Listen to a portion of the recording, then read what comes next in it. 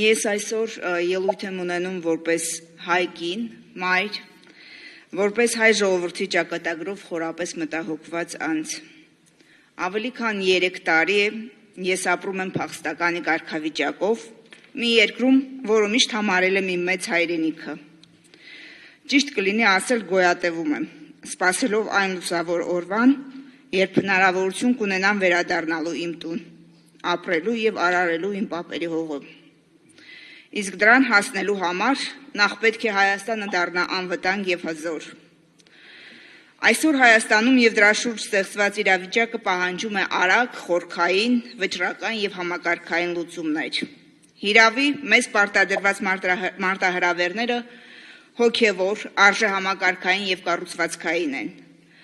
Որպես հայկին ես վստահ եմ, որ կանայք ունեն լիակատար իրավունքներ ու հնարավորություններ ոչ միայն հասարակական, այլև քաղաքական դաշտում։ Որպես արցախցի մենք ունենք լրացուցիչ պատասխանատվություն։ Ողջ աշխարհն այսօր ականատես ու լուռ է արցախցի զրկանքների, շարունակվող տառապանքների առաջ, բայց մենք անկոտրում ունենք։ Արցախը մեր սրտերում է, Արցախը մեր մտքում է, եւ Արցախը պետք է լինի մեր ապագայի հիմքը, միասնականությամբ ու խաղաղությամբ։ Արցախը որպես հայոց պատմության եւ մշակույթի բերդ պետք է լինի մեր համազգային միասնության խորհրդանիշը։ Մենք այսօր պետք է մի կառույցի ամուր հիմքերը դնենք, որտեղ յուրաքանչյուրի ձայնը լսելի կլինի, որտեղ մեր պայքարը երբեք չի լինի միայն դիվանագիտական հաղթանակին միտված, այլ կդառնա համայնքների եւ մարդկանց վերածնման պայքար։ Մենք կանգնած ենք նոր հնարավորության առաջ։